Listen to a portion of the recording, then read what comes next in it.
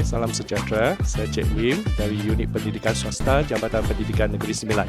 Hari ini saya berkunjung ke Tadika Iman Cempaka Senawan.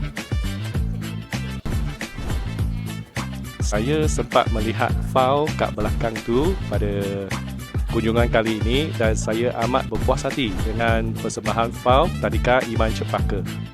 Tadika ni boleh dikatakan satu model yang sangat cemerlang dan boleh dijadikan contoh rujukan kepada tadika yang lain.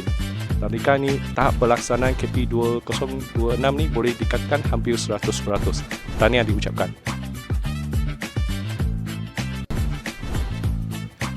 Kekuatan tadika ni, pada saya tadika ni lengkap dengan kemudahan yang sangat baik dan sangat sesuai untuk perkembangan kanak-kanak.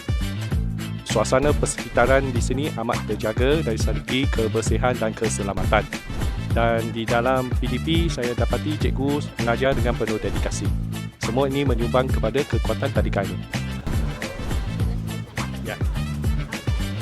Ditambah baik dengan segera. Okey, kalau saya tengok sini mungkin dari segi bangunan cat ni, kalau boleh dicat dengan warna yang lebih menarik, dia satu yang menonjol lah untuk di kawasan ni. Dia mungkin melibatkan sedikit lah kerja-kerja mengecat semula bangunan sini. Tapi saya mendoakan tadika ni terus kekal cemerlang dan mendidik anak bangsa kita dengan modul-modul yang betul dan menghasilkan anak-anak murid yang berkualiti pada masa hadapan. Saya mendoakan yang terbaik lah untuk tadika ini.